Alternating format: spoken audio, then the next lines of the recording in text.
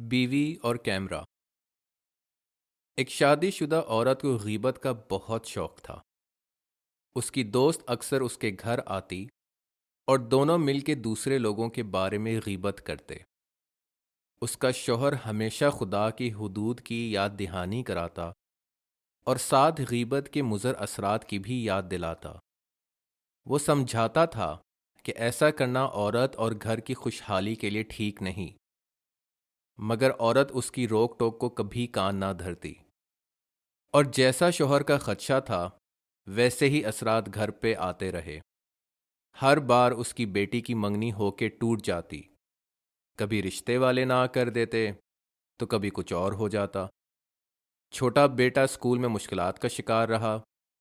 مزید یہ کہ عورت کی خود کی طبیعت خراب ہو گئی اور ڈاکٹروں نے لا علاج قرار دے دیا۔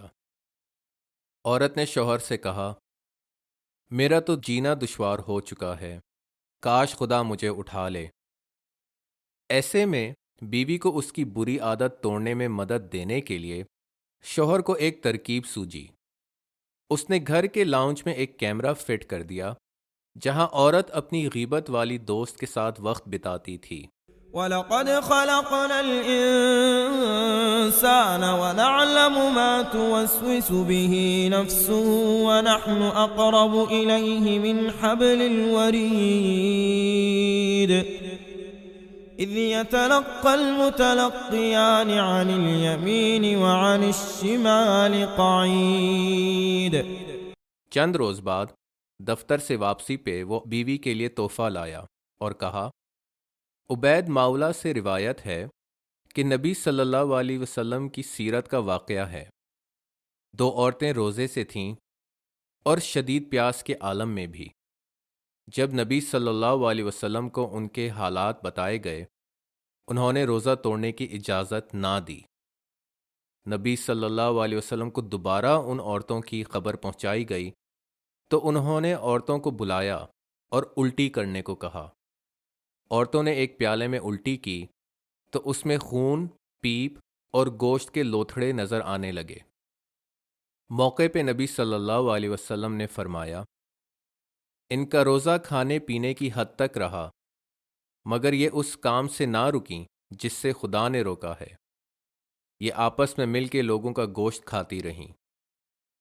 آدمی نے بیوی کو سمجھایا کہ حالت روزے میں بھی غیبت کا عمل دوسرے کا گوشت کھانے کی مانند ہے، اور دیکھو خدا کیسے روح کے روزے کو خون، پیپ اور گوشت کے لوتھڑوں سے بھر دیتا ہے۔